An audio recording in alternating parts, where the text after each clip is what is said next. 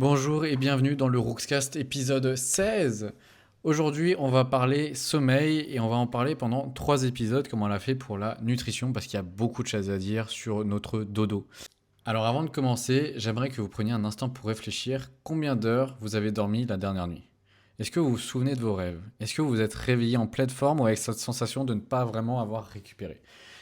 Ces questions, on se les pose quand même assez rarement. Et pourtant, le sommeil, il occupe une place importante et immense dans notre vie. Imaginez qu'on passe un tiers de notre existence à dormir. Pour une vie de 75 ans, ça représente 25 années complètes, passées les yeux fermés, inconscients du monde qui nous entoure. 25 ans. C'est plus de temps que nous n'en passons à manger, à travailler ou même à socialiser. Mais contrairement à ce qu'on pourrait penser, c'est juste pas du temps de perdu. C'est au contraire un investissement absolument essentiel pour notre santé physique, notre bien-être mental et nos performances cognitives. Sans un sommeil de qualité, nous ne pouvons tout simplement pas fonctionner correctement. C'est tout. Et pourtant, dans notre société moderne, le sommeil il est souvent négligé, bien trop souvent négligé, voire méprisé. Je dormirai quand je serai mort. Celle-ci, les étudiants la connaissent bien. Le sommeil, c'est pour les faibles. Celle-ci aussi, ils la connaissent bien. Et combien de fois vous avez entendu ce genre de phrase? Cette culture de la privation de sommeil qui glorifie ceux qui dorment peu est non seulement dangereuse, mais juste contre-productive, tout simplement. Alors aujourd'hui, on va aller explorer ensemble ce phénomène universel qui concerne chacun d'entre nous, chaque animal et même certaines plantes. Eh oui. Et dans cette première partie, nous découvrirons comment fonctionne le sommeil et pourquoi notre corps en a absolument besoin. Alors préparez-vous à découvrir un petit monde assez fascinant qui se déroule chaque nuit pendant que notre conscient s'éteint. Et on va commencer par une question apparemment très simple. Qu'est-ce que le sommeil? On pourrait penser que c'est juste l'absence d'éveil, un état passif où notre corps et notre cerveau se reposent, se mettent en pause tout simplement. Cette vision, elle est complètement fausse parce que le sommeil, c'est pas juste un état d'inactivité ou de repos. C'est un processus qui est actif, dynamique et incroyablement complexe pendant lequel notre cerveau et notre corps accomplissent des tâches essentielles qu'ils ne peuvent pas réaliser pendant l'éveil. Et contrairement à ce qu'on pourrait penser, quand vous dormez, votre cerveau ne s'éteint absolument pas. Certaines zones sont même plus actives pendant le sommeil que pendant l'éveil. Votre cerveau il passe plutôt en mode entretien et réparation. Un petit peu comme un PC qui fait ses mises à jour pendant la nuit, ou comme une ville qui profiterait de la nuit pour effectuer ses travaux de rénovation sans perturber la circulation. Le sommeil, il est régulé par deux principaux systèmes qui travaillent ensemble. Et on va les appeler horloge et sablier, parce que ces images permettent de mieux comprendre leur fonctionnement. On a l'horloge biologique, qu'on appelle scientifiquement le rythme circadien. Celui-ci aussi, vous avez sans doute dû en entendre parler. Ce cycle, il fonctionne sur un cycle de 24 heures. Le mot circadien, il vient d'ailleurs du latin circa, qui veut dire environ, et di, qui veut dire jour. Cette horloge, elle est située dans une petite région de notre cerveau qu'on appelle le noyau suprachiasmatique, juste au-dessus du point où vos nerfs optiques se croisent. Cette horloge, elle est principalement réglée par la lumière et l'obscurité. Vos yeux captent la lumière et envoient cette information à votre horloge interne, qui va ajuster alors ses rouages. Et cette horloge, c'est elle qui va vous dire qu'il est temps de dormir le soir quand la lumière baisse et de vous réveiller le matin quand la lumière augmente, tout simplement. Un peu comme le capteur d'un téléphone. Elle régule aussi votre température corporelle, la production de certaines hormones comme le cortisol et la mélatonine. Celle-ci aussi, vous avez dû en entendre parler. Et même votre pression artérielle tout au long de la journée. Et un petit fait intéressant, c'est que si vous étiez isolé dans une grotte sans aucun repère temporel, votre horloge, elle continuerait à fonctionner. Mais elle dériverait légèrement. Pour la plupart des gens, le cycle naturel serait d'environ 24 heures et 15 minutes. C'est la lumière du soleil qui va recaler cette horloge chaque jour. Et on a aussi parlé du sablier précédemment, qu'on appelle scientifiquement la pression homéostatique du sommeil. Elle fonctionne différemment. Imaginez un sablier qui va se remplir progressivement. Du moment où vous vous réveillez, ce sablier commence à se remplir. Et plus vous restez éveillé longtemps, plus il va se remplir. Et plus vous allez ressentir le besoin de sommeil. Cette pression, elle est en partie due à l'accumulation dans votre cerveau d'une substance qu'on appelle l'adénosine.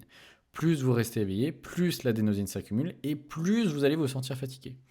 Et quand vous dormez, le sablier, il se vide progressivement. L'adénosine, elle est éliminée et vous vous réveillez frais et dispo pour recommencer un nouveau cycle. C'est aussi pour ça que la caféine vous tient éveillé, parce qu'elle bloque les récepteurs de l'adénosine dans notre cerveau. Elle va empêcher votre corps de ressentir cette fatigue accumulée. Mais attention, la caféine ne fait que masquer la fatigue. Elle n'élimine pas réellement l'adénosine qui continue de s'accumuler. Et donc ces deux systèmes, ils travaillent en tandem pour réguler votre sommeil de manière optimale. Et avec tout ça, vous avez aussi entendu parler des cycles et des phases de sommeil.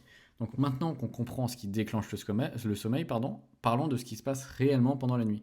Le sommeil, c'est pas un état uniforme où vous seriez simplement éteint pendant 8 heures chrono. C'est au contraire un voyage extraordinaire qui est composé de cycles qui vont se répéter, chacun avec ses propres caractéristiques et fonctions. Votre nuit de sommeil, elle se compose de cycles d'environ 90 minutes qui vont se répéter. Et selon la durée de la nuit, vous traversez généralement 4 à 6 cycles par nuit. Si vous dormez 7h30, vous aurez 5 cycles complets. Et c'est d'ailleurs pour cette raison que certaines personnes se sentent mieux après 7h30 de sommeil plutôt qu'après 8h, parce qu'elles se réveillent à la fin d'un cycle, alors que parfois elles se réveillent en plein milieu. Et chaque cycle comprend plusieurs phases distinctes qu'on va pouvoir observer grâce à l'électroencéphalogramme qui mesure l'activité électrique du cerveau. Et on va les explorer en détail. Tout d'abord, on a le sommeil léger, qu'on divise en deux stades, N1 et N2, et il représente environ 50 à 55% de votre nuit totale. Le stade N1, c'est la transition entre l'éveil et le sommeil, et il dure généralement que quelques minutes. Vos muscles y commencent à se détendre, vos yeux peuvent encore bouger lentement sous vos paupières, votre cerveau produit des ondes θ qui sont plus lentes que les ondes β de l'éveil. Et c'est dans cette phase que vous pouvez avoir l'impression de tomber et où vous allez vous réveiller en sursaut. Oui, oui, vous avez très bien l'image en tête. Et c'est ce qu'on appelle une secousse hypnique. C'est aussi le moment où vous pouvez être facilement réveillé par le moindre bruit ou le moindre mouvement. Ensuite, on a le stade N2, qui est un sommeil un petit peu plus profond. Là, votre rythme cardiaque y ralentit. Votre température corporelle, elle baisse de quelques dixièmes de degrés. Et c'est fascinant parce que votre corps baisse volontairement sa température pour faciliter certains processus de réparation. Votre cerveau produit des motifs d'ondes caractéristiques qu'on appelle des fuseaux de sommeil et des complexes K. Bon, c'est un petit peu abstrait, mais vous allez retenir les grandes lignes. Et bien, ces fuseaux, ils jouent un rôle important dans la consolidation de la mémoire et la protection de votre sommeil contre les perturbations extérieures. Vous êtes encore relativement facile à réveiller, mais moins que pendant la phase N1. Ok. Ensuite, on a le sommeil profond, qui lui est appelé stade N3 ou sommeil à ondes lentes. Lui, il va occuper environ 15 à 25% de votre nuit, principalement concentré dans les premiers cycles. Et c'est ce sommeil qui est vraiment réparateur. Celui dont on dit qu'il compte double. Imaginez que votre corps, il est en mode réparation intensive. Alors vos ondes cérébrales, elles deviennent très lentes et très amples, d'où le nom de sommeil à ondes lentes, tout simplement. On n'est pas toujours allé chercher très loin. Et ces ondes delta, elles ont une fréquence de moins de 4 cycles par seconde, comparé aux 30 à 40 cycles par seconde quand vous êtes bien réveillé. Et c'est pendant cette phase où vos muscles se relâchent complètement. Votre respiration, elle devient très régulière et profonde et votre pression artérielle, elle baisse significativement. Si quelqu'un essaie de vous réveiller pendant cette phase, vous allez vous sentir complètement désorienté, confus, complètement dans le coltard. On appelle ça l'inertie du sommeil. Et ça peut durer plusieurs minutes, on le sait très bien. C'est pendant le sommeil profond que se passent des choses magiques. Votre système immunitaire, lui, va se renforcer. Il va produire plus de cytokines qui combattent les infections et l'inflammation. C'est très important. Et l'hormone de croissance est libérée en grande quantité, ce qui va favoriser la réparation des tissus et la croissance. D'où l'importance du sommeil profond chez les enfants et les ados. On ne le répétera jamais assez. Mais vos muscles endommagés par l'exercice vont aussi se réparer et se renforcer pendant cette phase. Et c'est là où votre cerveau active son système de nettoyage dont on parlera un petit peu plus en détail tout à l'heure. Un détail qui est important, c'est que la proportion de sommeil profond diminue avec l'âge. Un bébé peut passer 50% de son temps en sommeil profond, alors qu'une personne de 70 ans n'en aura peut-être que 5 à 10%. Et c'est une des raisons pour lesquelles les personnes âgées se plaignent souvent d'un sommeil moins réparateur. Maintenant, vous comprenez. Ensuite, on a aussi un autre petit élément qu'on appelle le sommeil paradoxal, ou sommeil REM pour Rapid Eye Movement, mouvement rapide des yeux, tout simplement. Lui, il va représenter 20 à 25% de votre nuit. Et on l'appelle paradoxal pour une raison fascinante, c'est que votre cerveau est extrêmement actif pendant cette phase, presque autant que si vous étiez éveillé, mais votre corps, lui, il est complètement paralysé. Cette paralysie, c'est pas du tout un accident, c'est une protection cruciale. Imaginez si vous pouviez bouger pendant que vous rêviez. Vous allez juste risquer de vous blesser en vivant physiquement vos rêves. Et ça vous est sans doute déjà arrivé de tourner dans le lit quand vous étiez en train de courir dans votre rêve. Cette paralysie, elle est orchestrée par votre tronc cérébral qui bloque les signaux moteurs, ne laissant bouger que votre diaphragme pour respirer, accessoirement ça peut servir, et vos yeux qui eux vont bouger très rapidement sous vos paupières, d'où le nom de cette phase. C'est pendant le sommeil paradoxal que vous avez vos rêves les plus vifs, les plus bizarres, les plus narratifs. Votre cerveau, il crée des scénarios impossibles, des mélanges de souvenirs, des émotions, des désirs. Et les neuroscientifiques pensent que cette phase joue un rôle crucial dans le traitement émotionnel, la créativité et certains types de consolidation de la mémoire, notamment la mémoire procédurale, c'est-à-dire comment faire les choses. Et pendant le sommeil paradoxal, votre respiration, elle devient irrégulière. Votre rythme cardiaque et votre pression artérielle vont fluctuer. Mais un fait étrange, c'est que votre corps il va perdre sa capacité à réguler sa température. Si la pièce est froide ou chaude, mais vous ne frissonnerez pas et ne transpirerez pas pendant cette phase. C'est hallucinant. Un détail fascinant sur la structure de la nuit, c'est que la proportion de ces phases change au cours de votre sommeil. En début de nuit, vos cycles contiennent beaucoup de sommeil profond et peu de sommeil paradoxal. Au fur et à mesure que la nuit avance, le sommeil profond disparaît presque complètement et les phases de sommeil paradoxal deviennent de plus en plus longues. Votre dernière phase de sommeil paradoxal peut durer jusqu'à 30-40 minutes et c'est pourquoi vous rêvez souvent intensément juste avant de vous réveiller le matin et pourquoi vous vous souvenez mieux de ces derniers rêves et surtout pourquoi vous avez le seum de vous être réveillé parce que vous étiez bien. Eh ben, cette architecture du sommeil, elle n'est pas aléatoire. Elle a été sculptée par des millions d'années d'évolution pour répondre à des besoins spécifiques à différents moments de la nuit. Et alors la question, c'est pourquoi on dort? Et vous êtes sûrement déjà posé cette question fondamentale. Pourquoi la nature, dans sa grande sagesse évolutive, nous oblige-t-elle à passer autant de temps inconscient et vulnérable? Ben, du point de vue de la survie, le sommeil semble être un handicap terrible. Pendant que vous dormez, vous ne pouvez pas chercher de quoi manger, vous ne pouvez pas vous reproduire, vous ne pouvez pas vous défendre contre des potentiels prédateurs. Et pourtant, tous les animaux dorment sous une forme ou une autre. Même les méduses qui n'ont pas de cerveau ont des périodes d'inactivité qui ressemblent au sommeil. Et bien, si le sommeil a survécu à la sélection naturelle malgré tous ses inconvénients, c'est qu'il doit être absolument vital. Et en effet, les découvertes scientifiques de ces dernières décennies montrent que le sommeil remplit des fonctions si importantes qu'aucun animal ne peut s'en passer. Et on va explorer tout ça en détail parce que c'est fascinant. La consolidation de la mémoire est probablement une des fonctions les plus étudiées et les mieux comprises du sommeil. Parce que pendant que vous dormez, votre cerveau fait un travail extraordinaire de tri et d'organisation. Pensez à votre cerveau comme une immense bibliothèque. Pendant la journée, vous accumulez des milliers d'informations, d'expériences, de sensations. Et bien, toutes ces informations, elles arrivent en vrac dans l'entrée de la bibliothèque. Et si elles restaient là, ben, vous pourriez juste pas les retrouver. Et c'est là qu'intervient le sommeil. Parce que pendant la nuit, votre cerveau, il devient comme un bibliothécaire méticuleux qui va trier tous ces livres et qui décide lesquels valent la peine d'être conservés et lesquels doivent être relégués à la poubelle. Ensuite, il va les ranger, les livres importants aux bons endroits, sur les bonnes étagères. Et plus précisément, c'est que les informations passent de l'hippocampe, qui est une structure de stockage temporaire, vers le cortex cérébral pour un stockage à long terme. Comme si vous preniez un fichier de la clé USB et que vous le mettiez sur le disque dur du PC. Et bien, ce processus, il s'appelle la consolidation systémique. Pendant le sommeil profond, votre cerveau, il rejoue les expériences de la journée. Il va réactiver les mêmes circuits neuronaux que pendant l'expérience réelle, mais en accéléré. C'est comme si vous révisiez en mode rapide. Le sommeil paradoxal, quant à lui, il semble particulièrement important pour consolider les mémoires procédurales et émotionnelles. Et c'est pourquoi, quand vous apprenez un nouveau morceau de musique ou un mouvement sportif, vous progressez souvent de manière spectaculaire après juste une bonne nuit de sommeil. Et des études fascinantes ont montré que des étudiants qui révisent puis dorment se souviennent 30 à 40% mieux que ceux qui révisent la même quantité mais restent éveillés derrière. Et c'est pourquoi une bonne nuit de sommeil avant un examen, bah, c'est juste plus efficace que de réviser toute la nuit. Et malheureusement, beaucoup d'étudiants font encore l'inverse, peut-être parce qu'ils ne sont pas au courant. On a aussi une autre fonction pendant la nuit, c'est le nettoyage du cerveau. Et c'est une découverte qui est relativement récente, qui a révolutionné notre compréhension du sommeil. En 2012, il y a des chercheurs qui ont découvert quelque chose, c'est que pendant que vous dormez, votre cerveau, il active un système de nettoyage qu'on appelle le système lymphatique. Le nom, c'est un mélange de glis, qui sont les cellules gliales du cerveau, et de lymphatique, qui est le système de drainage du corps. Alors voilà comment ça fonctionne. Pendant que vous dormez, les cellules de votre cerveau, elles rétrécissent légèrement de 60% de la taille normale. Légèrement. Ce qui va créer plus d'espace entre elles. Et il y a du liquide céphalorachidien qui peut alors circuler beaucoup plus facilement entre les cellules. Et lui, il va emporter les déchets métaboliques qui se sont accumulés pendant la journée. Alors imaginez juste une équipe de nettoyage qui passe la serpillière dans votre cerveau chaque nuit. Eh bien, ce système il élimine des protéines toxiques comme la bêta-amyloïde et la protéine Tau qui sont impliquées dans la maladie d'Alzheimer et d'autres maladies neurodégénératives. Ce nettoyage, il est juste 10 fois plus actif pendant le sommeil que pendant l'éveil. Voilà, au passage. Et c'est une découverte majeure qui pourrait juste expliquer pourquoi le manque chronique de sommeil est associé à un risque accru de démence.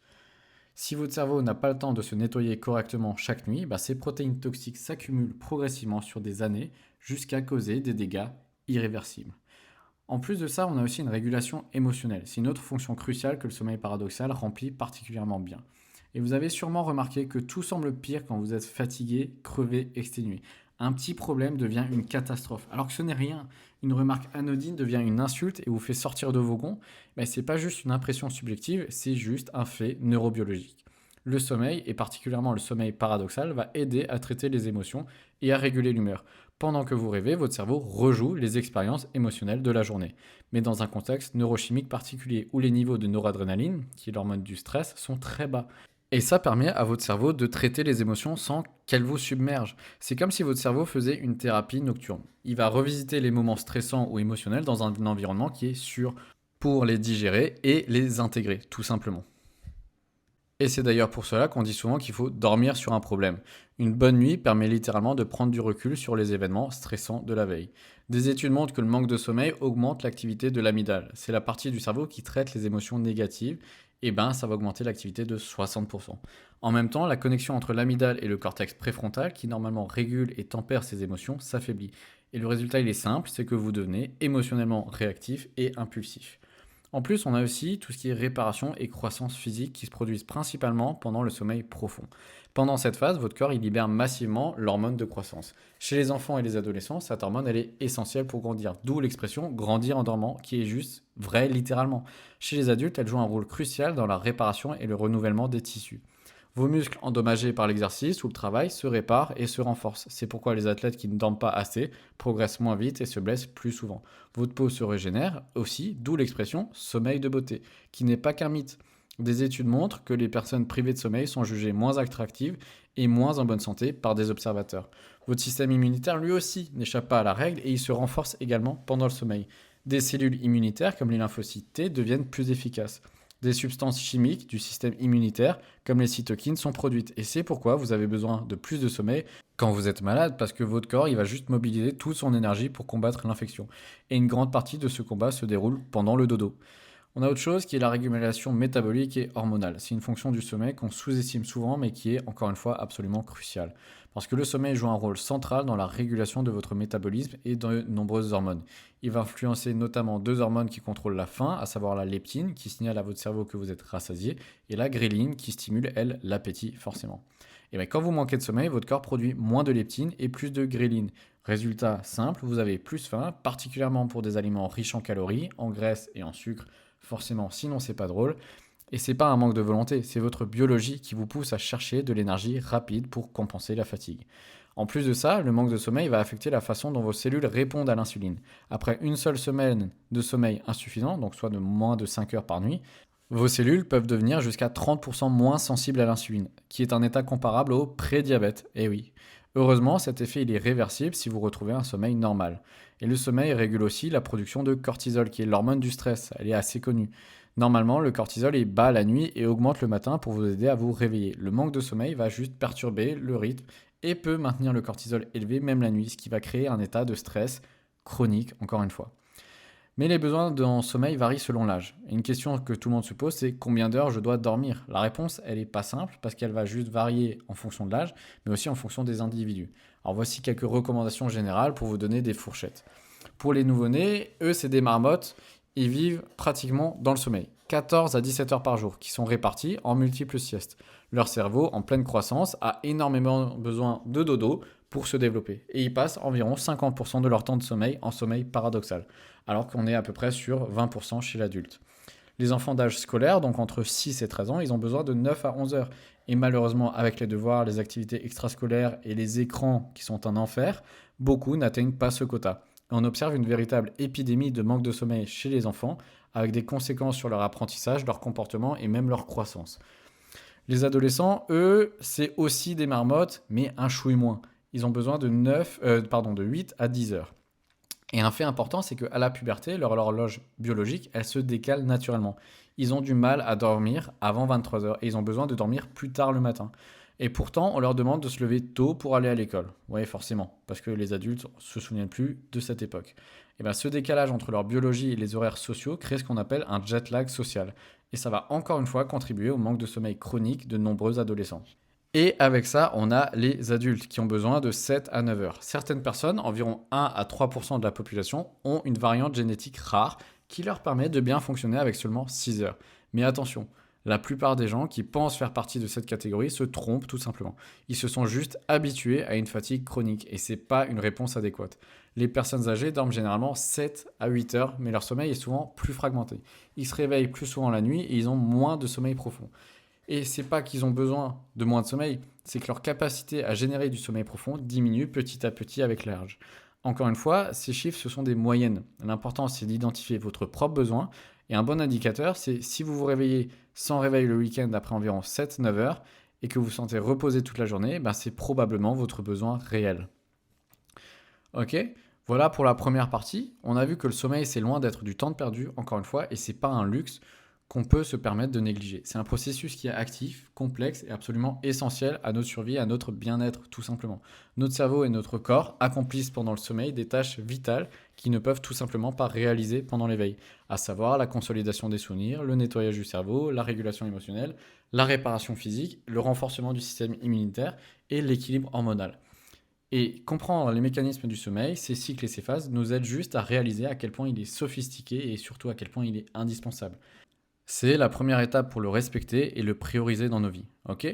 Dans la prochaine partie, on va voir concrètement pourquoi le sommeil est si important en explorant les conséquences dramatiques de son manque. Et on va découvrir également les différents troubles du sommeil qui peuvent affecter sa qualité et sa durée, ce qui touche des millions de personnes à travers le monde. Voilà, on en reste là-dessus pour le podcast du jour. Allez faire un bon petit dodo, une petite sieste au cas où, et on se retrouve la semaine prochaine pour la suite du thème. Bonne journée et à bientôt!